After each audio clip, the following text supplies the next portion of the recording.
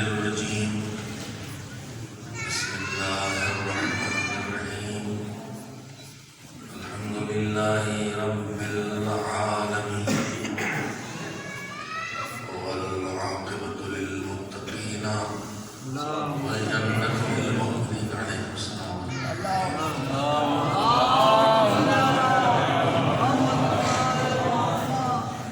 والعاقبة للمتقين والجنة للمؤمنين والنار للملحدين والصلاة والسلام على سيد الأنبياء والمرسلين سيدنا ونبينا وشفيعنا أبي القاسم محمد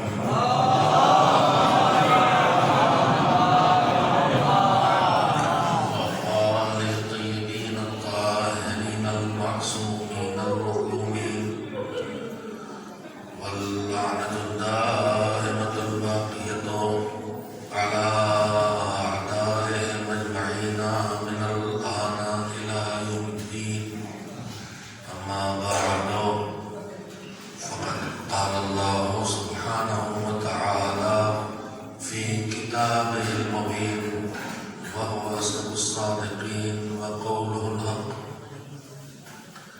وعد الله المؤمنين والمؤمنات جنات تجري من تحتها الأنهار خالدين فيها ومساكن طيبة في جنات عدن ورضوان من الله أكبر ذلك هو العظيم صلوات الله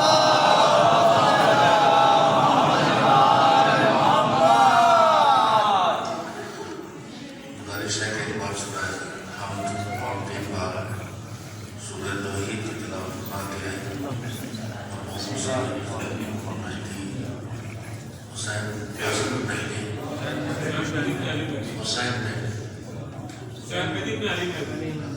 مرحوم سید حسین مہدی ابن سید غنی مہدی کی روح کو افتیاء کرنا ہے.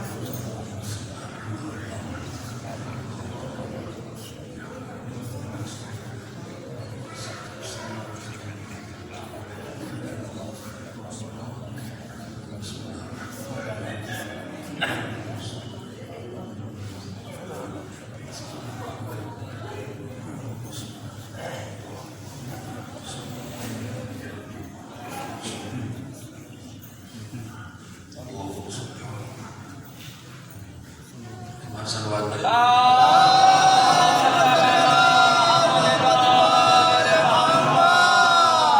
گزارش کروں گا کہ میرے سامنے ابھی گنجائش ہے ادھر ہے اس سائڈ میں تھوڑا سامنے آ جائے تو پڑھنے والے کو بھی راحت محسوس ہوتی ہے. صلوات میں سے تھوڑا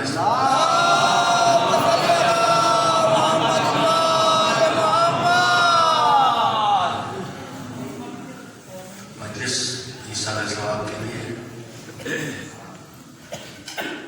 اور ایصال ثواب کے لیے جو کچھ بھی کیا جاتا ہے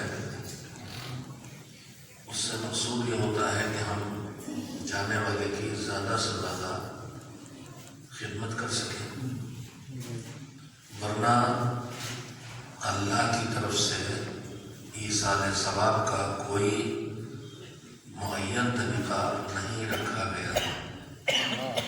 جو اعمال ہمیں اور آپ کو انجام دینے کا حکم زندگی بھر دیا گیا ہے جن نیکیوں کے کرنے کا، چاہے وہ واجبات ہوں چاہے وہ مستحبات ہوں، آپ ان پر نظر ڈالیں گے تو ان کی 2 قسمیں محسوس ہوں گی. ایک وہ جن کو کرنے کا حکم اللہ دیتا ہے اور اس کا طریقہ بھی معین کر دیتا ہے. نماز پڑھو صبح کی تو کیسے پڑھو یہ بھی بتا دیتا ہے، حج کرو تو کیسے کرو یہ بھی بتا دیتا ہے. لیکن کم ہیں ایسے اعمال جن میں اللہ حکم دینے کے ساتھ اس کا طریقہ بھی معین کر دے. زیادہ تر اعمال جو ہم انجام دیتے ہیں اور اللہ نے حکم دیتا ہے وہاں اس کا کوئی خاص طریقہ معین نہیں کرتا، بلکہ صاحبان ایمان کی ایمانی صلاحیت، بصیرت اور شعور کے حوالے کرتا ہے کہ تمہیں یہ نیکی کرنا ہے، اب اس نیکی کو جس دور میں تمہیں کرنا ہے اس دور میں اس نیکی کرنے کا باشعور طریقہ کیا ہے۔ میں اس کی ایک مثال دیتا ہوں۔ مسجد میں روشنی کرنا ایک حکم ہے، ثواب ہے، اس میں اجر ہے اور جگہوں پر ہے۔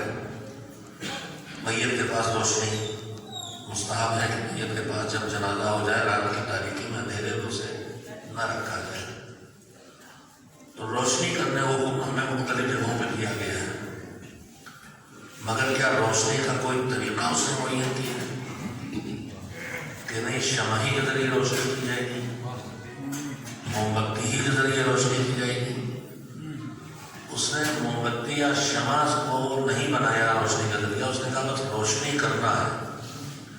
جس دور میں روشنی کا ذریعہ موم بتی ہے، موم بتی جلانا مستحب ہوگا، اور جس دور میں روشنی کا ذریعہ بلب ہے اس پر بلب جلانا مستحب ہوگا، موم بتی جلانا حماقت ہوگا۔ یہ اگلے جملے میں بابا کہیں ہے، اور خالی حماقت نہیں ہوگا، کہیں کہیں حرام بھی ہو سکتا ہے۔ میں موم بتی جلا کے جب امام باڑے میں فرنیچر خراب کروں، تار کالا کروں، مسجد گندی کروں، تو یہ وہ تصرف ہے جو آیا تھا ثواب لینے، واپس جاؤں گا گناہگار ہو گیا۔ اس لیے کہ طریقہ اللہ نے معین نہیں کیا تھا، اور طریقہ شعور کے ساتھ۔ جائز نہیں ہے کہ میں فضول کام کس کو کہتے ہیں؟ دو چیزیں اسلام نے حرام کی ہیں، ایک تو ڈیمیج کرنا، مجھے کسی چیز کو ڈیمیج کرنے کی کوئی اجازت نہیں ہے۔ جو چیزیں سب پر واجب الاحترام ہیں، ایک دوسرے کی، مومن کی، مسلم کی، انسان کی، ان کی فہرستیں ہیں۔ یہ نہیں کہ اگر کوئی مومن نہیں ہے تو اس کی کوئی چیز میرے لیے محترم نہیں، یہ نہیں کہ اگر کوئی مسلم نہیں ہے تو اس کی کوئی چیز میرے لیے محترم نہیں۔ اس کے بعد بھی بہت کچھ ہے جس کے لیے میرے اوپر احترام واجب ہے۔ جن چیزوں کا احترام ہمارے اوپر لازم ہے ان میں سے ایک ہے مال مومن، ایک ہے دین مومن، ایک ہے عزت و نفس مومن۔ ہم آپ ان چیزوں کو سوچتے بھی نہیں ہیں کہ جب مسجد سے چپل اتار کے آئے ہیں یہ مال مومن ہے کہ نہیں ہے۔ ہم روتے کچلتے ہوئے آتے ہیں اور کبھی نہیں سوچتے کہ حرام ہو رہا ہے۔ جائز نہیں ہے کہ میں دوسرے کے چپلوں پہ پیر رکھ کے اپنی جوتیوں سے روتا ہوا یا پیروں سے روتا ہوا آؤں، سوائے اس صورت کے کہ مجھے یقین ہو کہ جس کی چپل میں کچل رہا ہوں وہ راضی ہے۔ اگر آپ کو اس کا اطمینان ہے کہ آپ اسے روک ڈالیں اور پامالے صبح انسان کر دیں، چپلیں بالکل اسی حال میں ملتی ہیں کہ پامالے صبح اسما کی بجائے مجھے پامالے صبح انسان لگتا ہے۔ یہ وہ معاملات ہیں جو اسلام نے لیے رکھے اور ہم نے انہیں سمجھے ہی نہیں کہ دین ہم سے یہ بھی کہہ رہا ہے۔ تو میں بات عرض کر رہا تھا کہ طریقہ اللہ کی طرف سے کبھی معین ہوتا اور کبھی معین نہیں ہوتا۔ جہاں طریقہ معین ہے وہاں ہم ہاتھ نہیں لگا سکتے، جیسے ہے ویسے کرنا ہے، لیکن جہاں طریقہ معین نہیں ہے وہاں اسی کام کو دور اور زمانے بدلنے کے ساتھ ساتھ شکلیں بدلتی رہیں گی۔ ایصال ثواب کا پورا طریقہ کہیں معین نہیں ہے۔ جتنی شکلیں اس وقت ایصال ثواب کی رائج ہیں یہ ہمارے بزرگوں نے اپنے اس دور کے حالات کے تحت اختیار کی تھی۔ اس کا یہ مطلب نہیں کہ ہم انہیں کے پابند ہو جائیں۔ جو کچھ بزرگ کرتے آئے تھے جیسے وہی کرتے آئے، ایسا کوئی حکم شریعت میں نہیں ہے۔ جب اللہ طریقہ معین کرتا ہے تو وہ معین کرتا ہے جو انسان بدلے، دور بدلے، زمانہ بدلے، اس طریقے کو بدلنے کی ضرورت نہ پڑے، جیسے نماز کا طریقہ۔ لیکن جب اللہ طریقہ نہیں معین کرتا ہے تو ہمیں آزادی دیتا ہے کہ جب دور بدلے گا تو شکل بدلے گی، جب دور بدلے گا تو طریقے کو بدلنا پڑے گا۔ اگر وہ روشنی کو موم بتی سے جوڑ دیتا تو ہماری کتنی پریشانی ہوگی، لیکن اس نے ہمیں آزاد چھوڑا مگر شعور کے ساتھ حکم دیا۔ تو میرے عزیزوں، طریقہ جب معین کرنا ہماری ذمہ داری ہو تو وہاں ہمیں یہ دیکھنا چاہیے کہ جب ہمارے ہاتھ کھلے ہیں تو ان کھلے ہاتھوں سے ہم کیا کریں. دو طرح کے کام ہوتے ہیں. ایک پھر میں وہی دو طرح کے کام ہوتے ہیں. ایک جن کا طریقہ معین، ایک طریقہ معین نہیں ہے. اسی طرح سے دو طرح کے کام ہوتے ہیں. ایک وہ کہ جس عمل کو انجام دیتے ہی اس پہ جو اجر و ثواب ملنا ہے وہ مل گیا اور حساب بند. تلاوت ہم نے کی، 1 گھنٹے میں 1 پارہ پڑھ ڈالا کسی صورت ریگ کے، اور پڑھ کیسے ڈالا؟ علامہ جوادی اللہ مکمہ سناتے تھے کربلا میں بہت سے لکھنوی بس گئے پرانے، بہت سے ہندوستانی بسے ان میں لکھنوی بہت ہے. تو وہ ایک لکھنوی تھے جو اپنے دروازے بیٹھ کے قرآن پڑھتے تھے. پڑوس میں عراقی تھا. اس عراق کے عراقی کی بیوی بھی اس تلاوت کو سنتی تھی. تو ایک دن اس کا بچہ اسے ستا رہا تھا تو اس نے کہا کہ بس اب قابو میں آ جاؤ، ورنہ جیسے یہ لکھنوی قرآن کی ہڈیاں توڑتا میں تمہاری ہڈیاں توڑ ڈالوں گا. تو ہم لوگ جو تلاوت کرتے ہیں جب کوئی واقعہ سنے جو عرب ہے تو یہی محسوس کرے گا کہ ہم ہڈیاں توڑ رہے ہیں، اور ہڈیاں نہیں توڑتے، ایک ایسی غلطیاں کرتے نادر الوجود کہ بالکل تصور سے باہر ہوتی ہے اور معنی ایک دم الٹ جاتے ہیں. تلاوت کی چھوٹی سی غلطی سے معنی بدلنے کی مثالیں آپ سنتے آئے ہوں گے. صلوات جو ہم آپ بھیجتے ہیں اس میں صلی صاد سے ہے، سین سے نہیں ہے. صلی نہیں ہے، صلی ہے. صلی بھی نہیں ہے جو ہمارے یہاں ہوٹ کھول کی جاتے ہیں. صاد میں صاد کی آواز نکالنے میں ہونٹوں کا کوئی رشتہ نہیں. زبان کی نوک دانتوں سے لگے گی، سیدھی سیدھی سیدھی، یہ سب سیدھی بول رہا ہوں، ایسے آواز نکلے گی ہے سین. اور جب میں کہوں گا صلات تو میں نے زبان پھیلائی ناک کے پھن کی طرح، تالو سے چپکائی، ہونٹ گول نہیں کیے، یہ ہو جائے گا صاد. صلی سین سے ہوتا ہے تلوار کھینچ. اللہم صلی اگر سین سے کہیں تو اس کا مطلب ہوگا اے اللہ تلوار کھینچ ماد اللہ محمد اور آل محمد. یہ ہے عربی. خیر بار نکلے گی تو اصل بات رہ جائے گی. تو عیسیٰ علیہ السلام کا طریقہ اللہ نے معین نہیں کیا. تو بار کہہ رہا ہوں، نہ سبوں کا دن اس نے معین کیا، نہ 40ویں کا، نہ دہم، نہ پنجم. یہ سب ہمارے بزرگوں نے کہ کوئی ٹائم ٹیبل بنا لے تاکہ کچھ تو ہو جائے. اور پھر انہوں نے سبوں کو امام حسین کی تدفین کے دن سے نکالا شاید، اور 40ویں امام کے 40ویں سے نکالا. ورنہ شریعت میں کوئی ایسا حکم نہیں ہے کہ 40ویں دن ضرور عیسیٰ علیہ السلام. شریعت میں تو یہ ہے کہ جب جو جتنا ہو سکے کرتے رہو. وقت کا انتظار نہیں. گاڑی چلا رہے یاد آ گیا وقت انتقال ہوا، کچھ نہیں کر سکتے، صلواتی کا سب ثواب نے بھیج دیا. اب یہی مجلس سے بیٹھے بیٹھے صلوات کا ثواب بھیج سکتے ہیں.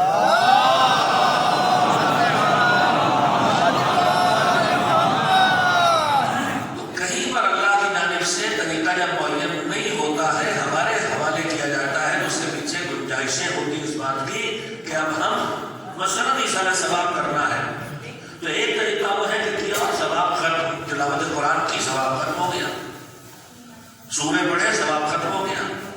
ایک اعمال کی دنیا میں ایک عمل وہ ہوتا ہے کہ عمل ختم لیکن ثواب جاری ہو. ثواب جاریہ کہتے ہیں کہ نہیں کہتے؟ تو ثواب جاریہ خالی مسجد بنانا نہیں ہے کہ ہم ثواب جاریہ کیسے کہتے پیسے ہمارے پاس نہیں ہے کہ ہم مسجد بنا لیں.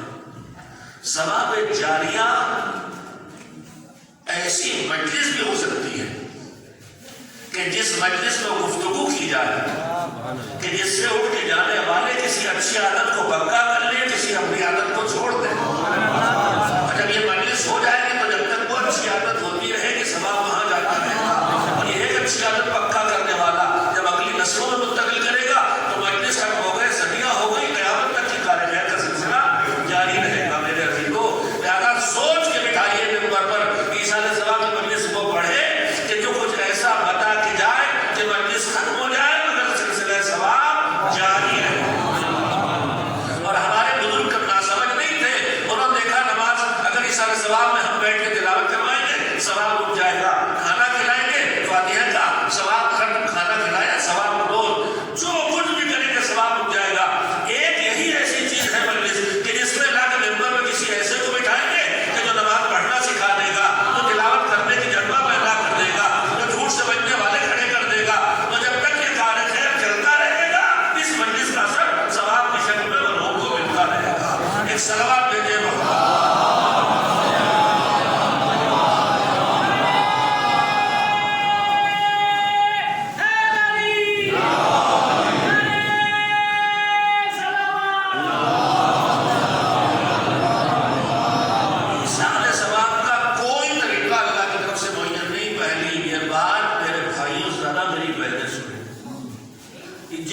شرطیں لگاتی ہیں، کھانا رکھو اور فاتحہ پڑھو اور اس کے بعد رک جاؤ اگربتی جلے اور رک جاؤ ابھی موم بتی جل جائے اور رک جاؤ ابھی اس میں دوپٹہ ڈال دے اور ہٹا دے اور ڈبہ کھول دے تو نظر ہو جائے، یہ سب ہمارے یہاں ہو رہا ہے، یہ سب اسلام سے اس کا کوئی رشتہ نہیں۔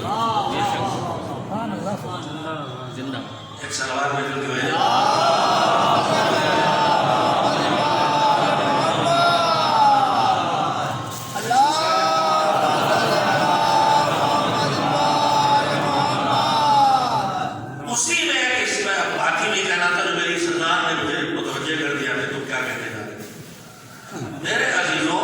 جب عیسیٰ علیہ السلام کا کوئی طریقہ اللہ کی طرف سے معین نہیں ہے، ہمارے اختیار میں ہے، تو ہمیں محنت کرنا چاہیے اس سوچ پر کہ ایسا کیا عیسیٰ علیہ السلام کے لیے کرے جس سے زیادہ فائدہ پہنچے۔ ابھی جو کہ اعمال علیہ السلام کا نام لے رہے ہیں، ان میں تلاوت قرآن ہے، دعاؤں کی تلاوت ہونے لگی ہے، اس کا جواب بھی ہے نا، اور اس کے بعد جو فاتحہ خاص ہوتا ہے، فاتحہ جو بھی کیفیت ہے، یہ بھی کوئی شریعت کی طرف سے معین طریقہ نہیں ہے۔ ہمارے بزرگوں نے دو چیزوں کو کیسے جوڑا میں نہیں جانتا، ایک ہے سوروں کو تلاوت کر کے اور ان کو ہدیہ کرنا، اور دوسرے کھانا کسی ضرورت مند تک پہنچانا، یہ دو الگ کام ہے۔ یہ کہاں سے آیا ہے کہ کھانا سامنے رکھ کے کھڑے ہو کر تلاوت کرے، میں نہیں جانتا، سوائے اس کے کہ تصور ہو جس نے کام کرایا ہو کہ سورہ ہم سورہ شفا ہے، تو سورہ شفا کی تلاوت کر کے کسی چیز پر اگر اس سے کھلایا جائے تو وہ شاید بارش سے میں نہیں جانتا، لیکن یہ کیفیت مجھے معلوم ہے، بہت بڑے ہنگامے والی بات میں کہہ رہا ہوں، لیکن میں علماء کرام میں تشریف فرما ہے، میں نے گواہ نہیں بنا رہا، ان کو بھی دعوت فکر دے رہا ہوں۔ ممبر پہ میں وہ کام ہرگز نہیں کرتا کہ چار لوگ اگر بیٹھے ہیں تو ان کا نام لے لے کے ان بیچاروں کو پھنسایا جائے کہ ہم کہہ رہے ہیں اس کی تائید کر رہے ہیں، وہ شرافت میں بیٹھے ہیں کہ غلط پڑھ رہے ہو مگر ٹوک نہیں سکتا اس لیے کہ مجلس میں ممبر بیٹھے، میں اس کا حل نہیں ہوں جو آج کل چل رہا ہے، جو غلط سلط پڑھنا، چار لوگوں کا نام لو اب پڑھ دو، وہ شرافت جو بیٹھے ہیں اور کوڑ رہے ہیں کہ میری تصدیق کرائی جا رہی ہے، اور بیچ میں بولے ہنگامہ شروع ہو جائے تو پہلے ممبر کا احترام نہیں، ارے ممبر کا احترام غلط باتیں پڑھ رہا ہے یا ممبر کا احترام وہ نہیں کر رہا ہے، جو ممبر پہ غلط باتوں پہ ٹوک رہا ہے، جو غلط باتوں پہ ٹوک رہا ہے تو احترام ممبر کا کیا ہے، یہ جو غلط باتیں پڑھ رہا ہے یہ احترام ممبر نہیں کر رہا، اور جیسے ہی غلط باتیں پڑھتا ویسے ممبر رہ ہی نہیں جاتا، تکنیاں ہو کے نہیں جاتا، آپ کو پھر جملہ کڑوا لگا ہوگا، اگر اس ممبر سے جن کا ممبر ہے ان کی بات نہ کہی جائے تو یہ ممبر نہیں رہ جاتا، لکڑیوں کا ڈھانچہ رہ جاتا ہے۔ میں جملہ اپنی طرف سے نہیں کہہ رہا ہوں، شام کے دربار میں جب یزید کے خطیب نے ہنگامہ شروع کیا تھا تو سید سجاد نے چاہا تھا کہ وہ بھی تقریر، تو جن لفظوں میں پوچھا نے کیا کہا تھا، اے امیر اگر تو اجازت دے تو میں بھی ان لکڑیوں پہ جا کے اپنی بات کہوں، بنے ہوئے ممبر کے ڈھانچے پہ خطیب ممبر غلط پیغام دے رہا تھا تو امام نے کہا یہ ممبر نہیں ہے یہ لکڑیاں ہیں، اور اگر ممبر کی بات کہیں اور سے کہی جائے تو چاہے وہ غدیر میں چاہے بالا میں شبت کا ڈھیر کیوں نہ ہو تو ممبر کہلانے لائق ہو جاتا ہے۔ ایک سوال میں دے رہا ہوں،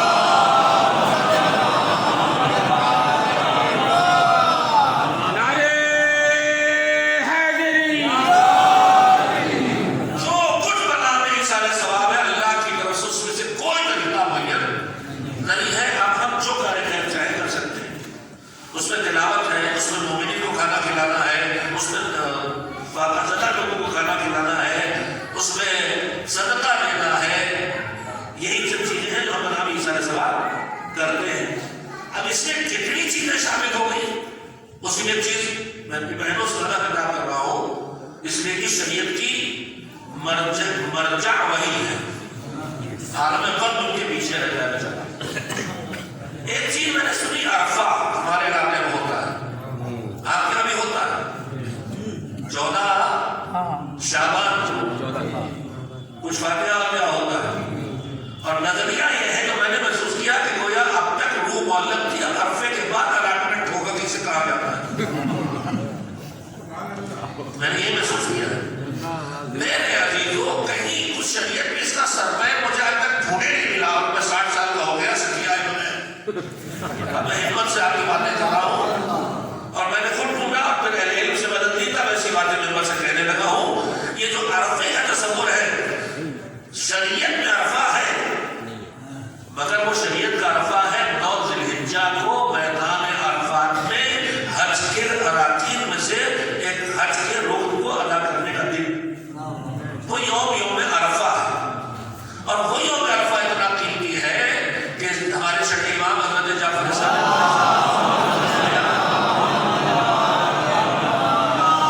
شب قدر کی قیمت بھی محسوس کرنا، شب روز عرفہ کی بھی، کہ اگر کوئی ماہ مبارک میں اپنے گناہوں کی بخشش نہ کرا سکے تو اس کے لیے بنتی ہے شب قدر، اور شب قدر کی قیمت پہچانو۔ فرمایا اگر شب قدر، اچھا شب قدر میں کہیں جانا سکتے آپ کے لیے، کہ اس ٹھکانے پہ ہو، اس گاؤں میں ہو، بستی میں ہو، نجف میں ہو، کربلا میں ہو، اچھا ہے، لیکن آپ چاہے جہاں ہو شب قدر آپ کو ملتی ہے، چاہے آپ کفرستان میں محض میں بیٹھے ہو، جہاں آپ کے علاوہ کوئی نہیں، مگر رات کو شب قدر ہے، یہ بھی اللہ کا کرم ہے۔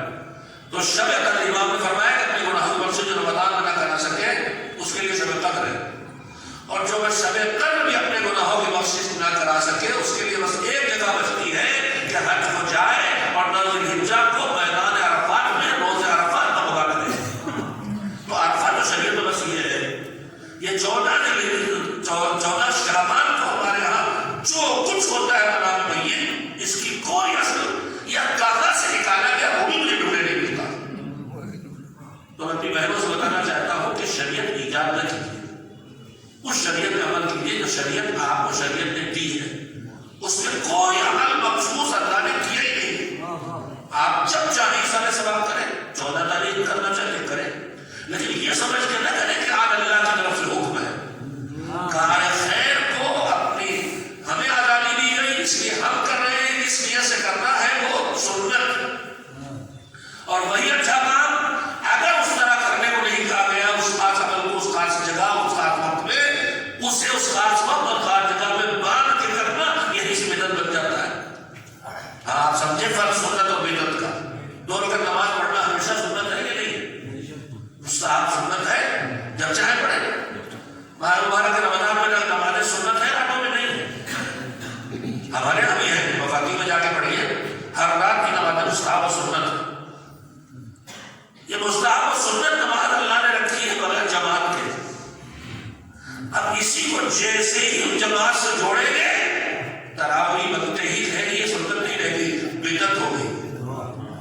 تو چاہے اس کی شکل و صورت کتنی اچھی کیوں نہ ہو عمل کی، اگر اللہ نے اس کو وہی شکل و صورت نہیں دی اور ہم اسے شریعت کی بنائی ہوئی شکل و صورت کا سمجھ کے کریں تو وہ بدعت ہو جاتی ہے، سنت نہیں رہ جاتی۔ اس چیز کو بہت زیادہ محسوس کریں، اس لیے ہمارے مذہب میں بہت سی چیزیں اللہ کی طرف سے معین نہیں کی گئی ہیں، اور ہم انہیں یہی سمجھ کے کرتے ہیں کہ جیسے اللہ نے یہ طریقہ ہمارے لیے معین کیا ہے۔ اس فرق کو سمجھیں اچھی طرح سے، اور ابھی شاید میری بات اتنی واضح نہیں ہوئی، کوشش کروں گا کہ اور واضح ہو جائے۔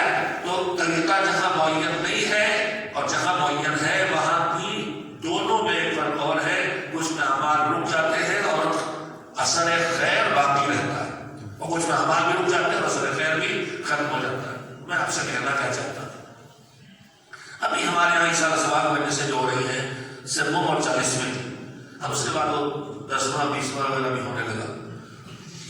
میں پھر بتا دوں کہ سوم 40واں یہ سب کوئی شریعت سے معین نہیں ہے۔ جب آپ کا جی چاہے تب مجلس اشارہ ثواب کریں، جب آپ کا جی چاہے تب اشارہ ثواب کریں، جیسے جی چاہے کوئی بھی کار خیر کرے، خالی ایک صلوات پڑھ کے اشارہ ثواب کرتے ہو جائے،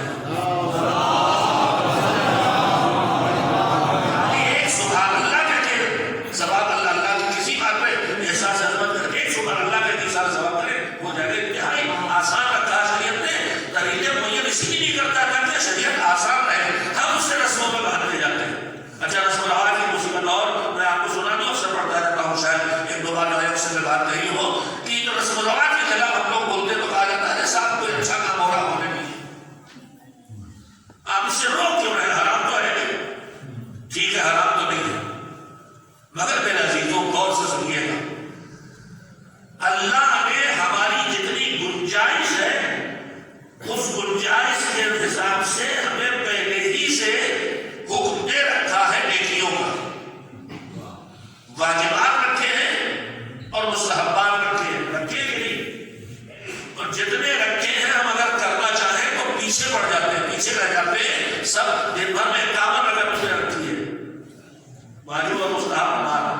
سے کتنے ہیں جو 51 اگر پڑھ لیتے ہو؟ کتنے ہیں جنہوں نے ابھی تک زندگی میں ایک بار بھی 51 اگر نماز پڑھی؟ تو مستحبات اس نے رکھے ہیں اور پتے رکھ دیے ہیں کہ انسان جو پوری طاقت اپنی لگا دے تو کر پائے، بھرپور رکھ دیے اس نے۔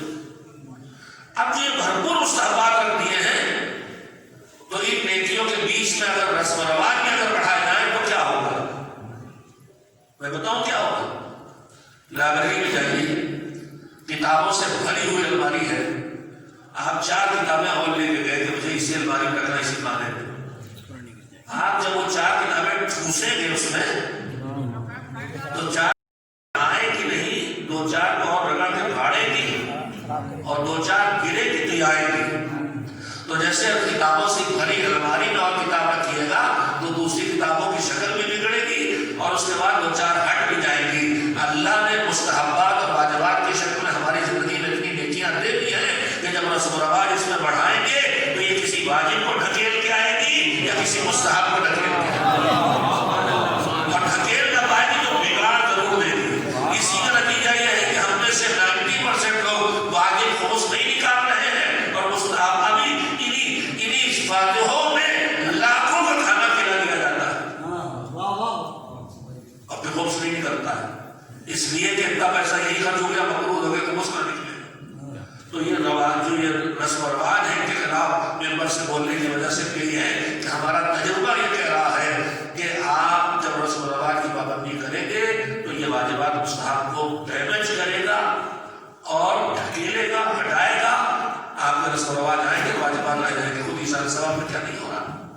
لاکھوں کے فاتحے میں کھانے کھلا دیے جاتے ہیں، اور واجب جو پہلا کام تھا کہ پڑھتے ہی بیٹھو اور حساب لگاؤ اس کے دن میں کیا کیا واجب پہلے اسے ادا کرو، اس کی نمازیں ادا کرو، اس کا خمس نکالو، اس کا حج کرواؤ، یہ قرضہ لے کے چلا گیا مہینے سے اس کا قرضہ چکاؤ۔ جب تک کہ یہ طے نہ کر لے وارث، میراث میں ہاتھ لگانے کی کوئی اجازت نہیں ہے۔ اس گھر میں بیٹھ کے نہ مجلس کر سکتے ہیں، نہ اس کے چھوڑے مال سے فاتحہ پڑھوا سکتے ہیں، جب تک یہ طے نہ کر لے دماغ میں کہ ہم جتنے واجبات ہیں ادا کریں گے۔ ہم میں سے کتنے لوگ یہ کرتے ہیں، اور پھر ہم بے شعوری کا دل اپنائے ہوئے ہیں۔ کلامی لگ رہی ہوگی آپ کو، لیکن میرے عزیزوں یہ کلامی اسی لیے ہے تاکہ ہم تھوڑا جاگیں اور چونکیں، اور ہماری انرجی، ہمارا وقت، ہمارا پیسہ ایسا نہ ہو کہ لگے بھی اور ضائع بھی ہو۔ لاکھوں سے آپ ولیمے نام فاتحے میں کھلا دیں، ہزاروں کا کھانا، 50,000 70,000 80,000 سے کا کھانا نہیں کھلایا جاتا آج کل۔ 500 آدمی نے کھانا کھایا تو پھر سمجھے کتنے لوگوں کا، کتنی ہلکا سا نہ ہو، اور ہم نہیں کرتے تو کیا نہیں کرتے، اسی کے واجبات ادا نہیں کرتے۔ میں اس کی مثال دیتا ہوں کہ اگر میرے باپ بیمار، مجھے پتا چلا کہ شدید درد اٹھا ہے سینے میں، شاید ہارٹ پیشنٹ ہے، ہارٹ اٹیک ہو یا ہو سکتا ہے السر ہو شدید، ہاسپٹل میں ایڈمٹ ہو گئے۔ میں چلا باپ کو دیکھنے کے لیے دوڑ کے، لیکن سوچا کہ ابا کو مجھے بریانی فلاں کی بہت پسند ہے، ادھر سے گزر رہے، چلو بریانی لیے چلتے ہیں، ابا کو بہت پسند۔ ہم آنے کے پہنچے نہیں، ابا فلاں کی بریانی میں لے کے آ گیا۔ ابا کہتے ہیں احمد میں درد سے تڑپ رہا ہوں، بریانی کھاؤں گا پہلے یا پہلے میرے درد کا علاج کرا؟ مجھے درد سے نجات دینا تھا، بریانی کھانے لائق بنوں گا۔ میرے عزیزوں شاید نہیں سوچا آپ نے، تب سوچتا ہوں ہم اسے چھوڑ کے آئے ہیں، جسے نمازوں کے چھوڑنے کی اذیت ہے، جسے حج چھوڑنے کی اذیت ہے، جو تڑپ رہا ہے اللہ کے عذاب سے، تو پہلے ان عذابوں سے اسے نکلواؤ جو واجبات چھوڑنے کے ہیں، پھر یہ بریانی کھلانا ہے تاکہ اس کا ثواب پہنچے۔ میرے عزیزوں اگر یہ کرنا ہے تو پہلے واجبات ادا کرو، پھر مستحبات کی طرف جاؤ۔ ایک صلوات ملوں کی بجائے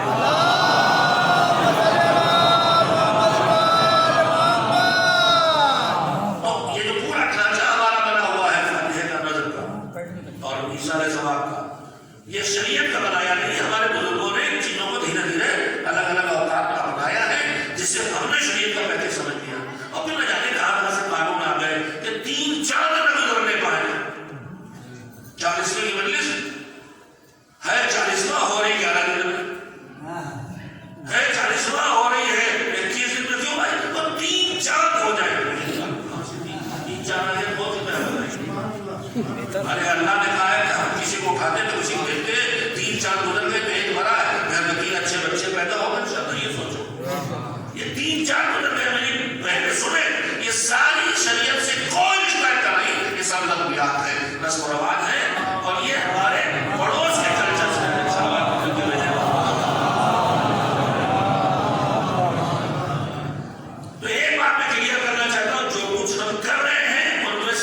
اکثر چیزیں جو اپنی جگہ مستحب ہیں لیکن ان کا اسی موقع پہ کیا جانا کوئی ضروری ہے. اس میں ایک اور ہے, فاتحہ پڑھنے کے لیے کھڑے ہوئے پکڑ کے لے جائیں گے, فاتحہ چل پڑھ دیتے ہیں, حالانکہ یہاں سے پڑھے چاہے کھانے کے سامنے بیٹھ کھڑے ہو پڑھے کوئی فرق نہیں پڑتا.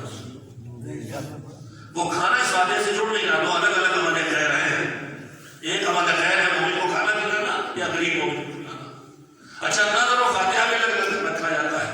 ہم دیکھتے ہی سمجھ جاتے ہیں جو ہلکا والا مدد کا, جو بھاری والا فاتحہ کا. دعوے تو سارے محبت سے احبا کے ہیں, کھانے خیر کرنے چلتے ہیں تو 20% کٹوتی ہے. ابا کیا کرتے ابا والا باپ بڑھا لگتے ہیں.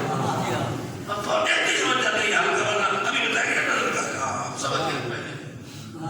اچھا پھر اس میں بھی اچھا میں کیا کیا بتاؤں آپ سے, یہ کیا رکھا ہے کہ ہمارے ابا کو حکا بہت پسند تھا, تو حکا ملو وہ بھی رکھا ہوگا بنا پیٹ کے لیے رکھے. ارے آپ جس کو دو گے جا کے اسی کا خیال کرو اسے کیا پسند ہے, تاکہ وہ خود اس کے دل میں خوشی داخل کرنے کا ثواب تمہارے محبوب تک پہنچے.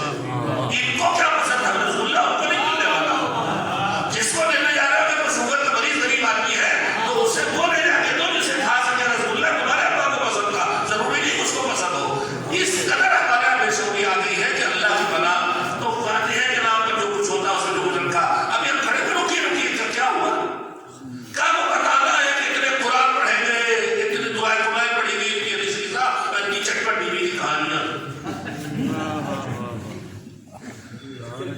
ہم آپ سے عرض کریں مزاج شریعت پہچانیے. مزاج شریعت نیکی کر کے پھیلانا ہے کہ چھپانا ہے؟ بولیے پھیلانا ہے. اچھا نہیں, نیکی پھیلانے کی بات نہیں کر رہا. نیکی کر کے اپنی نیکی کا بخان کرنا یا اپنی نیکی چھپانا. مذہب کہتا ہے محاورہ ہے نیکی کر کنویں میں ڈال, یعنی کسی کو پتا نہ چلے. وہ نکال کر رہے گا تو کنویں میں رہنا, وہ ساتھ سمندر کے اندر بتلا دو, اوپر لائے گا پھیلائے گا, تو چھپا وہ پھیلائے گا.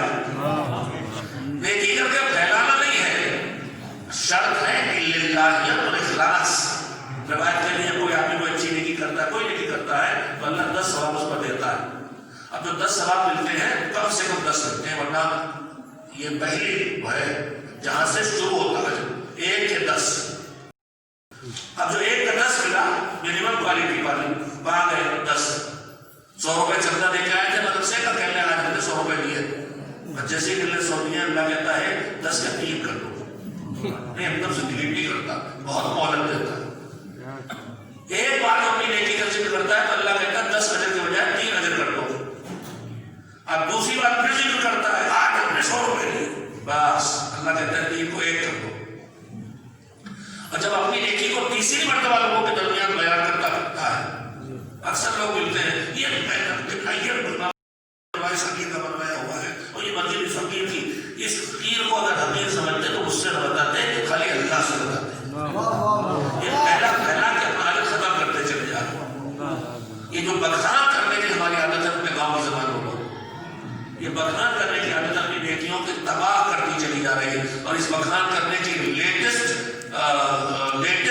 طریقے کا نام ہے سیلفی. ابھی تو نیکی کر کے بتاتے تھے, میں نیکی کرنے سے پہلے ہی بندوق لانے کھڑے ہیں, مشت قبلہ مشت حرم ذریعے حرم منہ ادھر. ہم کربلا پہنچ گئے لیکن بہت پہلے زیارت کر لے کر خبر دے. ابھی زیارت کو پہنچے بھی نہیں ہے اور سیلفیاں بنا کے بھیج رہے ہیں. یہ ریاکاری ہے, یہ دکھاوے کے ساتھ, دکھاوا عمل سے پہلے, دکھاوا عمل کے ساتھ, دکھاوا عمل کے بعد. تینوں صورتوں میں عمل کو زیرو بناتا ہے بلکہ گناہ بدل دیتا ہے. تیسری مرتبہ جب کوئی اپنی نیکی کا تذکرہ کرتا ہے تو پروردگار عالم کہتا ہے اس کے نام عمل سے نیکی زیرو کر دو. کیوں میرے مالک کہ اس نے یہ نیکی مجھ سے کچھ پانے کے لیے کی ہی نہیں تھی. اسے جو لوگوں کی واہ چاہیے تھے وہ اسے مل رہی ہے, لہذا جو چاہیے تھا وہ اسے مل رہا ہے, اس سے ثواب لینا ہی نہیں, ورنہ مجھ سے بتانے کی ضرورت نہیں تھی. تو میرے عزیزوں میں اپنی بہنوں سے کہوں جو پرچیوں میں لکھ کے آپ بھیجتی ہے کہ اتنے قرآن پڑھیں گے, اتنے سنے, حدیث کے ساتھ اتنی ٹی وی کی کہانیاں, یہ نیکی کر کے بتانے والی کیفیت ہے جو عالم کو کم کرے گی. جب تلاوت کرنے کوئی بیٹھا تھا تو اس وقت سے ابھی تک روکے تھوڑی اللہ صاحب کو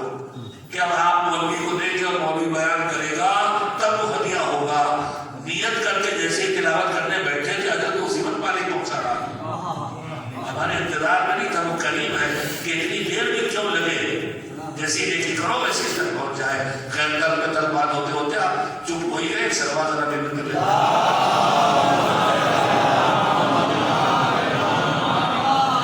میں اسی سال زوال کے ڈھانچے کے سلسلے میں بات جو بھی رکھنی کہہ سکتا ہوں کہنا چاہتا ہوں میرے عزیزوں، وہ یہ ہے کہ سب سے پہلے تو یاد رکھیے کہ واجبات مرحوم ادا کریں. ہم جو کرتے کریں اس سے منع نہیں کرتا، سب کارے خیر ہے. کسی کو یہ سمجھ کے نہ کریں کہ اللہ نے یہی طریقہ معین کیا شریعت سے کریں یہ نیکی. دوسری بات، پہلی بات یہ ہے کہ واجبات ادا کریں. واجبات میں پہلے مالی واجبات. مالی واجبات کا مطلب ہے کہ اس کا خمس، اس کی زکات، اس کا قرضہ جو دوسروں سے لیا وہ نکالا جائے. پھر بدنی واجبات یعنی اس کی نماز کی کریں یا پیسہ دے کے کروائیں. یہ سب کر لینے کے بعد اب باری آتی ہے اس سارے ثواب کی. آپ مجلس کریں، فاتحہ کریں، سرمت کریں، کھانا کھلائیں، کھانا سادہ کھلائیں، کھانا رنگین کھلائیں، جو آپ کرنی چاہے کریں، لیکن یہ خیال رہے کہ کھانا کھلانے میں بھی اظہار شان و شوکت کے لیے نہ ہو، اور وہ بھی اسراف نہ ہو کہ اپنی حیثیت سے زیادہ کیا جا رہا، وہ بھی تبذیر نہ ہو کہ اتنا پکوا لے کے پھینکا جائے. تب تو بنے کا ثواب، ورنہ ثواب بننے سے زیادہ عذاب بن کے واپس آنے والا ہے. بے شعور دینداری اللہ کو پسند نہیں ہے. دو مشکلیں ہیں اس پر ہمارا سماج اس سے دوچار ہے. ایک بے دینی سے دوچار ہے کہ دین رکھنا ہی نہیں، نمازی نہیں پڑھ رہے، روزہ ہی نہیں رکھ رہے، مجالس سے تعلق نہیں، عبادت سے تعلق نہیں، یہ ہے بے دینی. اور ایک دشمن بڑا چالاک، اس نے کہا سب بے دین نہیں بنتے، ان سے خرچہ نہیں چھوٹے گا، یہ کار خیر نہیں چھوڑے گی، نمازیں نہیں چھوڑے گی. تو اس نے کہا ٹھیک ہے دیندار بن کے بھی دیندار نہ رہے. تو اس لیے اس نے بے شعور دینداری بھر دی ہمارے بیچ میں. بے شعور دینداری کا مطلب یہ ہے کہ ہم دین سمجھ کے کریں اور وہ دین کا حکم نہ ہو جس کے میں مسلسل مثالیں دے رہا ہوں. دن کو شما جلا مسجد میں جا کے تاپوں کو سیاہ کر کے گندا کرنا ہے، سب بے شعور دینداری ہے. سہرے کے اپنی شادی کرنے اللہ میاں گھر جا کے سہرا باندھ کے آنا، اس کا تو بے شعور دینداری میں نہیں کیا کہو، احمقانہ دینداری. بلبلے تاپ کو چڑھا کے آنا. ہمارے رات میں کوئی رات آتی ہے جو اللہ میاں کو کھلانے کے لیے وہاں تاپ پہ بلبلے چڑھائے جاتے ہیں. ہم لڑکے لگے رہتے ہیں بلبلے چڑھے، چلو اللہ میاں کے نائب. آپ کے یہاں پہ کچھ ہوتا ہے، ایسا نہیں ہوتا. مسجد میں بٹھائی جاتی کیا ہے، کوئی رشتہ اس کا ہے. یہ رشتہ خالی کاہے کا ہے؟ یہ چالاک پیروں نے سب سکھایا تھا پیٹ بھرنے کے لیے. یہ چالاک پیر چالاک پنڈتوں سے سیکھ کے آئے. چالاک پنڈتوں کی ایجاد چالاک پیروں سے آئی اور چالاک پیروں سے آپ تک آ گئے. آپ ہوشیار ہو کے دین پہ عمل کیجیے. بے شعور دینداری پر ٹھوکریں کھانے کے علاوہ کوئی نصیب ہونے والا. ایک سلوات میں نے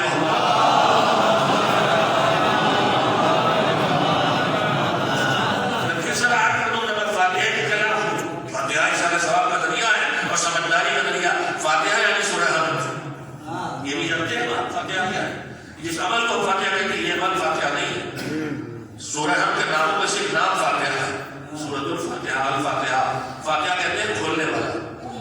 سورہ فاتحہ قرآن مجید کو کا دروازہ ہے، کھولتا ہے. اور اس کو ہم نے کیوں اپنا رکھا ہے؟ یہ بھی کہیں شوق نہیں ہے کہ یہی والا سورہ پڑھو، بلکہ عیسیٰ علیہ السلام کے لیے جو روایات والی ہوئی ہے قبر پہ جا کے پڑھو، تو اس میں آیا قبر پہ ہاتھ رکھ کے 7 بار انا انزلنا پڑھو. وہاں بھی بے شعور دینداری دکھائی دیتی ہے. روایت ہے کہ جب تک نشان قبر رہیں گے، نشان انگشت قبر پہ رہیں گے، اس وقت تک اس پر رحمت نازل ہوگی. 7 بار انا انزلنا پڑھنے کا حق ہے. حکم ہے انگلیاں قبر پر رکھ کے گڑو کے تاکہ نشان آ جائے. 7 جگہ کا حکم نہیں ہے. ہم نے جگہ انگلی رکھی، گڑویا اور اس کے بعد 7 بار انا انزلنا پڑھا. حکم یہ ہے لوگ 7 جگہ، جیسے ڈاکٹر سے خود سے سینہ دیکھتے ہیں نا، اور میں بھی دیکھتا ہوں کہ انا انزلنا پڑھ کیسے لیا، پٹ ٹپ پٹ ٹپ. میں نہیں سمجھ پاتا کہ کون سا سورہ پڑھتے ہیں. اتنا انزلنا بجائے اتنا عطیہ پڑھتے ہو. ہمارے بزرگ سے ذرا کم سبور تھے تو مولانا غلام اصغر اللہ میرے ماموں مربی تھے، شب قدر کے اعمال کرا رہے تھے، تو وہ بار بار مجھ سے پڑھ نہیں پاتے تھے. اب کیا پڑھیں اب کیا پڑھیں؟ تو انہوں نے کہہ دیا کہ ہمارے ماموں مولانا غلام اصغر کا گھریلو نام تھا مشہدی. ان کے والد ان کا نام مشہدی رکھا تھا. اس سے ان کا ذوق پتہ چلتا ہے کہ بیٹا کیسے چاہتے تھے. وہ بیٹا جو مشہدی بن جائے، مشہد سے منسوخ کرتے تھے، رضوی تھے. تو آئے کہ مشہدی اب کیا پڑھیں؟ تو کہا نازلہ پڑھیے 1000 بار. وہ 1 گھنٹے بھر کے سے بھی کم میں واپس آ گئے. بولا مشہدی پڑھ لیا, اب بتاؤ کیا پڑھیں؟ کہا 1000 بار نازلہ پڑھ لی. کہنا پڑھنی کے کیسے؟ کہتے تسبیح لی پڑھنا شروع کی نازلہ. تو یہ قبر میں ہم دیتے ہیں پٹ پٹ پٹ پٹ. جیسے نماز آپ نے دیکھی ہوگی بعد میں بات ہوگی کھٹ پٹ کھٹ, ڈیجیٹل نماز. میرے لڑکے سنے, اب جو ڈیجیٹل نماز ہے میرے بزرگ بھی سنے. لڑکے تو پوری نماز ڈیجیٹل پڑھتے ہیں, ہمارے بزرگوں کو سینے کھڑے ہونے بڑی تکلیف ہے. رکوع سے سینے کھڑے ہوتے نہیں رہتا. یہ ٹکنے مار نماز ہے. ایسی نماز کربلا مدینے میں مسجد میں پڑھ رہے تھے کوئی صاحب, پیغمبر نے دیکھا, فرمایا نقرہ کا نقل البرا, ایسے کھونے مار رہا ہے جیسے کپا چونچ مارتا ہے. پیغمبر نے تشریح دی ہے. نقرہ کا نقل البرا لو ماتا ماتا علی غیر دین محمد. اگر ایسی نماز پڑھتے کوئی مر گیا تو دین محمد پہ نہیں مرے گا. تو میں خالی مجھ سے پوچھوں گا کہ ایسی پڑھتے مرے تو دین محمد پہ نہیں مرے گا, تو جو نہ پڑھ کے مرے وہ کیوں مرے گا؟ اور جو نمازوں کا مذاق اڑا کے مرے اس کی موت کون سی موت؟ تو خیر مستحبات میں تو یہ ہے کہ سورہ انا انزلنا 7 بار, پہلی بار تکفیر میں مستحب ہے اور بعد میں بھی حکم ہے. بعد میں اور حکم بھی ہے دوسرے روایت, لیکن اس میں بھی سورہ حمد اور سورہ قل اللہ قبر پہ جا کر پڑھنے کا کوئی حکم نہیں ہے. پھر ہم نے فاتحہ کی شکل کیوں اپنایا؟ اس لیے 114 سورے ہیں, ان میں ان دونوں سوروں کی تلاوت کا جو شرف ہو کہیں اور نہیں دکھائی دیتا. میں اپنے نوجوانوں کے معلومات کے لیے عرض کر رہا ہوں, سورہ حمد کی ایک بار تلاوت کا وہی اجر و ثواب ہے جو پورے قرآن کے تلاوت کا ثواب ہے, اور سورہ توحید کو ایک بار پڑھنے میں وہی ثواب ہے جو 1/3 قرآن کے پڑھنے میں ثواب ہے. تو جب 3 بار سورہ توحید پڑھتے ہیں تو وہ ایک قرآن کے برابر ہو جاتا ہے, اور جب ایک بار سورہ حمد پڑھتے ہیں تو ایک قرآن کے برابر ہو جاتا ہے. یہ دونوں چیزیں ہمارے بزرگوں نے جوڑی ہیں. سمجھداری تھی کہ کم وقت میں زیادہ ثواب کیسے پہنچایا جائے, ورنہ یہ بھی کوئی فاتحہ کی کوئی خاص کیفیت شریعت کی طرف سے وارد نہیں ہوئی. بس میں وقت ختم ہو گیا, میں نے جو آیت پڑھی تھی اس کا ترجمہ پڑھ کے, اور جو آخری بات جو سنا نا کہنے کے لیے آیا تھا کہ سارے ثواب کے سلسلے میں جب کوئی خاص طریقہ معین نہیں ہے کہ چھوٹا سا اضافہ اور اصلاح کرنا ہے. پہلے آیت کا ترجمہ سن لیے. اللہ کہتا ہے کہ وعد اللہ المؤمنین والمؤمنات جنات تجری من تحتها الانہار خالدین فیہا. اللہ کا وعدہ ہے ہر مومن مرد سے اور ہر مومنہ خاتون سے, اگر وہ ایمان کے ساتھ اٹھے اور موت ایمان پہ آئی. یہ چیپٹر ہے گفتگو کا کہ ایمان پہ جینا اور ہے, ایمان پہ مرنا اور ہے, اور ایمان پہ مرنا سب سے مشکل کام ہے. شیطان آخری حملہ اسی وقت کرتا ہے.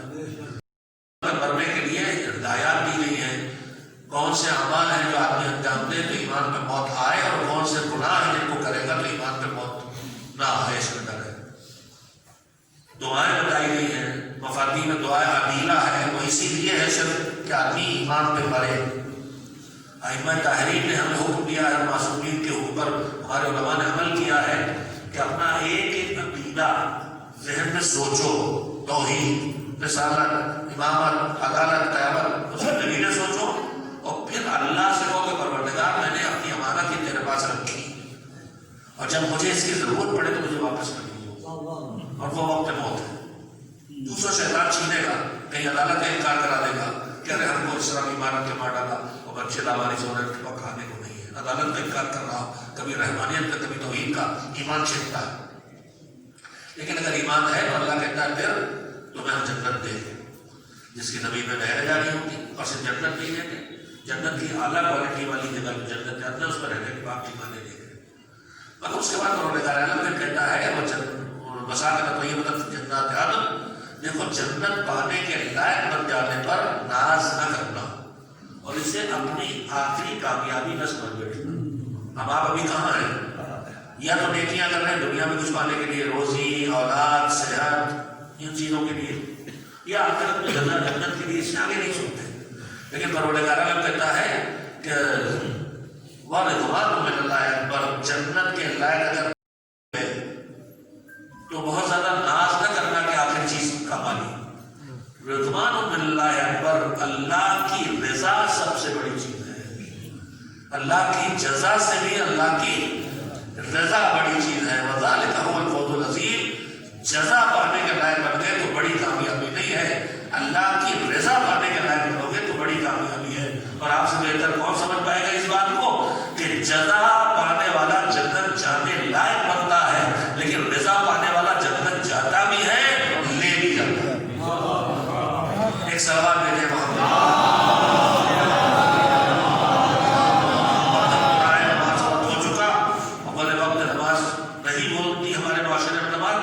کرنا چاہتا ہوں کہ میرے عزیزوں، اگر ہم ذرا سے بھی مزاج شریعت کے مطابق چلنے کا احساس کریں تو نماز کے 3 وقت، ایک ہے اول وقت، نماز کا وقت آتے ہی، ایک ہے وقت فضیلت، نماز وقت آنے کے بعد آدھا گھنٹہ، پون گھنٹہ، 1 گھنٹہ نماز کی، اور ایک ہے نارمل وقت جس میں قضا نہیں ہوتی۔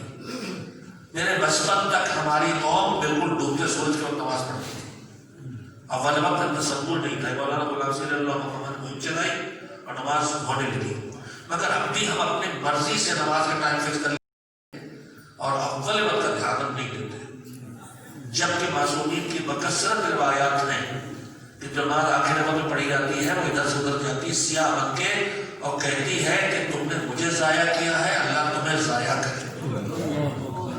نماز کو پہچان بتائی گئی مومن کی کہ مومن کو کاہے سے پہچانو، اس میں سے ایک نماز کی پابندی سے پہچانو۔ تو جب آپ نماز پڑھتے ہیں تو پھر اول وقت نماز پڑھی جانا چاہیے۔ چھٹے امام حضرت جعفر صادق ارشاد ہے، آپ کی شہادت کے بعد آپ کی زوجہ محترمہ صاحب امام کی والدہ کو خدمت میں تعزیت کے لیے کچھ اصحاب آئے، تو اس میں جناب ابو بصیر یا جناب والد نے تقریب جو بھی ہوگا تشریف لائے، تو انہوں نے کہا کہ تمہارے امام کی ایک عجیب و غریب بات ہے، میں تمہیں سنانا چاہتی ہوں۔ کہا وہ کیا؟ کہ جب ان کی زندگی کی بالکل آخری لمحات تھے اور دنیا سے رخصت ہو رہے تھے تو انہوں نے اپنے پورے گربے والوں کو جمع کیا، کہ سب کو بلاؤ، چھوٹا بڑا بچہ بوڑھا مرد عورت، اور سارے خادم بلاؤ، سارے غلام اور سارے کنیز بلاؤ۔ جب سب جمع ہو گئے تو زندگی میں آخری جملے امام کی زبان سے نکلے سنے، سب کو جمع کر کے امام نے فرمایا کہ اتنا شفاعتنا لا تنال مستقبل بالصلاۃ، بلا شبہ ہماری شفاعت ان لوگوں تک نہیں پہنچ سکتی جو نماز کو ہلکے میں لے، قضا کرے نہیں، مستقبل بالصلاۃ جو نماز کو ہلکے میں لے، بلا عذر سے نماز کا کھسکانا بھی نماز کو ہلکے لینے کے شمار میں آتا ہے۔ ہم نے دوسرے کسی چیز کو ترجیح دی، اس کا مطلب یہ ہے کہ ہم نے اس کو اہمیت دی، اس کو ہلکے میں لیا۔ پیغمبر صلی اللہ علیہ وسلم یہ روایت ہے کہ جب نماز وقت آ جاتا تھا تو نہ آپ کسی رشتے دار کا خیال کرتے تھے نہ کسی دوست کا خیال کرتے تھے، سیدھے نماز پڑھتے تھے۔ اور نماز اللہ نے رکھی کیوں ہے؟ ہم آپ کام تلے بوجھ تلے ڈوب جاتے ہیں، تھک جاتے ہیں، تو ہم ڈھونڈتے ہیں کیسے ریلیکس کریں۔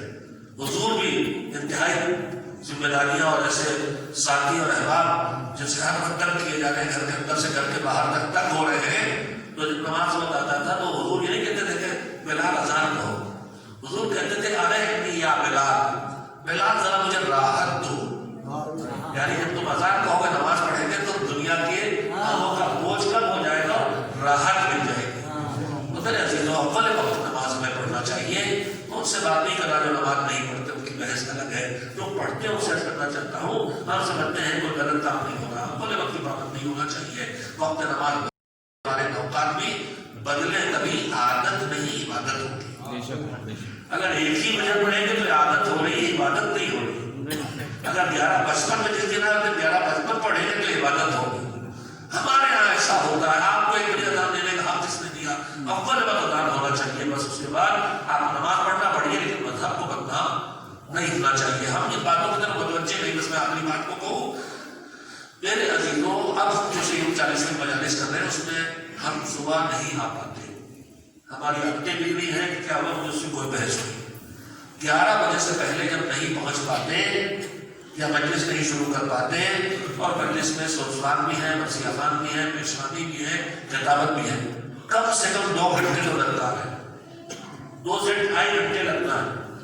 تو اگر ہم 11 بجے شروع کریں، جب نہیں کر پاتے اس سے پہلے، تو 11 سے 2 گھنٹے کا مطلب 1 بجے تک ابھی ہم کوشش کر رہے ہیں کہ 1 بجے پہلے ختم ہو جائے. 1 بجے اذان ہوتی تو ہمیں تھوڑا سب کو مل کے کمپین کرنا پڑا. اگر یہی مرضی آپ حسن علی صاحب پورا مکمل پڑھتے آپ اور شعرا میں پڑھتے جو ہوتا ہے تو مطلب 2.5-3 گھنٹے ملتے جاتی. اب میں اس کو 2.5-3 گھنٹے کو سمیٹنے کو نہیں کہہ سکتا, کرتے ہیں کریں. لیکن ایک چیز کا خیال رکھیں, آپ ہیں ایصال ثواب کے لیے, مجلس سے ایصال ثواب, تلاوت سے ایصال ثواب, فاتحہ کے کھانے سے ایصال ثواب, جو بھی کر رہے ہیں آپ ایصال ثواب کے لیے. نیکیوں کی پھر 2 قسمیں. ایک قسم ہے کہ ثواب محدود ہوتا ہے, اور ایک قسم یہ ہے کہ ثواب لامحدود ہو جاتا ہے. اس کی مثالیں بہت ہیں, میں اسی میں سے ایک سنا دینا چاہتا ہوں آپ کو. روایت کہتی ہے کہ جب کوئی نماز مرادہ کے بجائے جماعت سے پڑھی جائے تو اگر ایک امام اور ایک پیش نماز ہے اور ایک مأموم ہے تو 1 رکعت نماز 70 نمازوں کے برابر اجر دیتی ہے. آپ نے سنا ہی ہوگا جماعت میں 2 ہو جائیں تو کتنی 7,000 مثلا, 3 نمازی ہو جائیں مثلا 70,000, ایسے اجر بڑھتا ہے. اور پھر روایت کہتی ہے کہ جب 10 نمازی کھڑے ہو جائیں کسی جماعت میں تو اب اتنا اجر و ثواب دے گا اللہ کہ اگر سارے اندر روشنائی بنا دیے جائیں اور ساری لکڑیوں کے قلم بنا دیے جائیں اور سارے پتوں اور چھالوں کو کاغذ بنا دیا جائے اور سارے انسانوں چپ مل کے اس کا فضل و ثواب لکھے, تب بھی اس 10 نمازیوں پر مشتمل جماعت کا ثواب نہیں لکھ سکتے. ابھی مجلس کے بعد مولانا چلیے اللہ فاتحہ پڑھ لیجیے, ہوتا نہیں, جماعت بھی ہو رہی فاتحہ بھی ہو رہا. مثلا جماعت ہوتی نہیں, اکثر ہو یہاں تو دیکھا میں نے جماعت ہوتی ہی جماعت ہوتی ہی نہیں, فاتحہ ہو رہا. آپ فاتحہ پڑھنے جو اجر ثواب پہنچائیں گے, جتنے لوگ پڑھیں گے اتنے 2 قرآن ہوئے نا, اور جو کھانا بھیجا اس کا بھی ایک لمیٹڈ ثواب ہے. لیکن اگر 10 نمازی کھڑے ہو گئے تو نماز آپ پہ واجب ہے, جماعت آپ پہ واجب نہیں, مستحب ہے. اور مستحب کا اجر آپ کسی کو دے سکتے ہیں. تو اگر ان نمازیوں نے جو مجلس میں آئے ہیں اول وقت جماعت سے نماز پڑھ لی اور یہ ایصال ثواب کر دیا تو یہ ان لمیٹڈ ثواب والا عمل ہوگا جو منتقل ہوگا.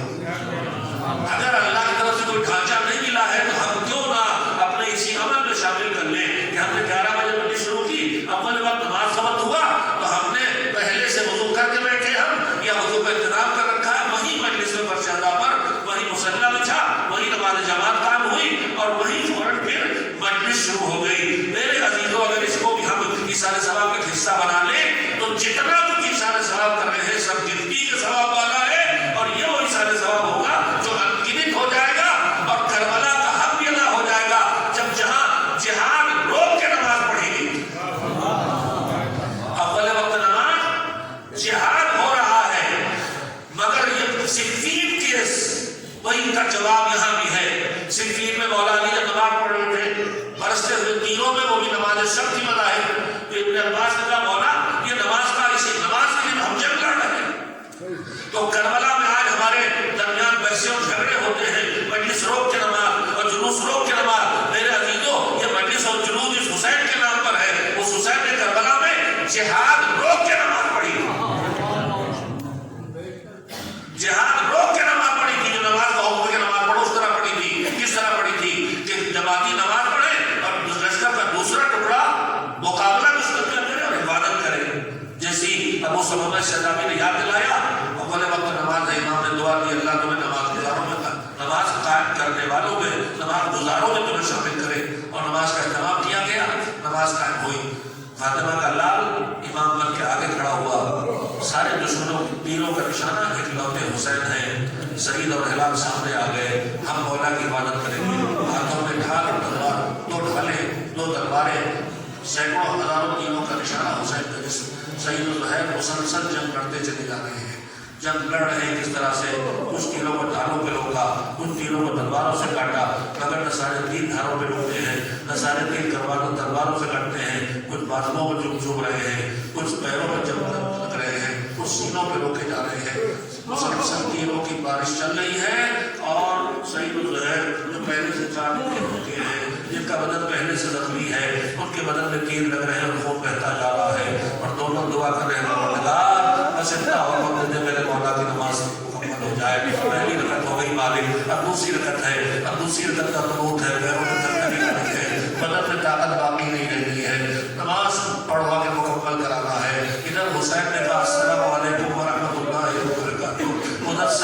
گھبرا کے گرے. حسین نے گود میں سر اٹھا کے رکھا. مولا حق ادا ہو گیا کہ نہیں؟ جاتے جاتے فکر ہے تو بس حسین کا حق ادا ہو گیا کہ نہیں؟ اللہ کا حق ادا کرانے کے لیے کھڑے ہوئے تھے, بندے کا حق ادا کرنے کی فکر ہے. حسین نے دعا دے کے شہید کو رخصت کر دیا. صاحب اس کے بعد شہید ہوتے چلے گئے, نمازی بھی شہید ہو گئے, نماز پڑھوانے والے بھی شہید ہو گئے. اب اکیلا حسین بچا, بیویوں سے رخصت ہوا, کربلا کے میدان میں آیا. لوگ ہاتھوں میں تلوار لے کے جنگ شروع کی. تم نے میرے اکبر کو مار ڈالا, کہاں بھاگتے ہو؟ تم نے میرے لال اکبر کے کلیجے پرچی ماری, کہاں بھاگتے ہو؟ تم نے میرے لال گود کے بالے کے جسم کے ٹکڑوں کو مار کر ڈالا, کہاں بھاگتے ہو؟ تم نے میرے شیر جیسے بھیا عباس کے بازو کاٹے, کہاں بھاگتے ہو؟ رب میں گھمسان کی جنگ ہے, شیر بکھرا ہوا لڑ رہا, دونوں ہاتھوں میں تلواریں چمک رہی ہیں, لیکن دھیرے دھیرے خون بہتا گیا, دھیرے دھیرے بدن کی طاقت گھٹتی گئی. اور ادھر سے مشیت صدا دے رہی ہے, بس حسین بس. دھیرے دھیرے زہرا کے ہاتھ, زہرا کے لال کے ہاتھ رک گئے. گھوڑے میں بیٹھے حسین جھوم رہے ہیں. دور سے نزدیک آنے کی ہمت ظالموں میں نہیں, دور سے پتھر پھینکے جا رہے ہیں, آگ جلا جلا کے پھینکی جا رہی ہے, تیر پھینکے جا رہے ہیں, نیزے مارے جا رہے ہیں. ایک پتھر پیشانی پہ آگے لگا. لفظ جگر فاطمہ نے قبا کا نمبر اٹھا کے چاک پور کو پاک کرے, اور اولا کو موقع مل گیا, سینے کا نشانہ لے کے تیر مارا. اور تیر جو تیر پھلوں کا تیر تھا, جو اصغر کے گلے پہ لگا تھا, ویسے ہی حسین کے دل کو توڑا. مجھ سے حسین نے کھینچا, چلو میں خون اور چہرے پہ بنا, زہرا کا لال جھومنے لگا. ایک مرتبہ چاروں طرف ظالموں نے رنگے میں لے لیا. زندہ جسم تلواروں سے ٹکڑے ٹکڑے ہو رہا ہے. زمین پہ پہنچے حسین, تیروں نے روکا جسم کو, آہستہ آہستہ جسم تک, زمین تک جسم پہنچا. ادھر خیموں میں کوہرام, حسین کہاں؟ زینب طرف کی نکلی, میرا بھیا کدھر؟ کدھر سے گزرے بتانے والا کوئی نہیں, دیکھنے کے نہیں چھپونے والے ضرور ہیں. میرے پینے کے بدن نہیں پہنچی, میرا بھیا دعا ہو رہا, تم تماشا دیکھ رہے ہو. غیرت ہاشمی نے مرتبہ پورے بدن کی طاقت سمیٹی, ہاتھوں کو ٹیک کے سر اٹھایا. میری بہن جلدی واپس جا, بھیا زندہ ہے. ارے میرے بدن خیمے میں رکھا تھا, سر حسین کہا. رو کے نیزہ پر سر حسین بلند ہوا. زلزلہ آیا, زینب لوٹی ہوئی گئی. بیٹا آنکھیں کھول, کیا تیرا بابا مارا گیا؟ دیکھ کیا قیامت آ گئی. وہ بھی اما پردہ ہٹائے, در خیمہ ہٹ سے پردہ ہٹا. رو کے نیزہ میں باپ کا کٹا ہوا سر. ادھر گھوڑا دوڑتا ہوا آیا خیموں میں. زینب کے پہلے سکینہ دوڑ کے پہنچ گئی, بابا آ گیا, بابا آ گیا. مگر اب جو پہنچے تو کیا دیکھا؟ ارے سوار آیا ہے, سواری نہیں آئی. چلنے میں پیروں سے گھوڑے کی لپٹی تھی, کنوں کے نیزہ پہ سر حسین بھی آ گیا. السلام علیکم یا ابا عبداللہ, السلام علیکم یا رسول اللہ. سنے میں جلائے جانے لگے, سروں سے چادریں چھٹی جانے لگی. جس گود کے پالے تھے رسول کی لاش, گھوڑوں سے پامال کی جا رہی ہے. بہن تڑپ رہی ہے, میرے کچھ ڈاکو, میرے بھیا کو بس عالم بھائی غلبو تیم قلبیم مرمون فلا فلا الہی نام ازدارا آمیہا باقی ہو دنیا اتقال ورسوں کو سرزی مالک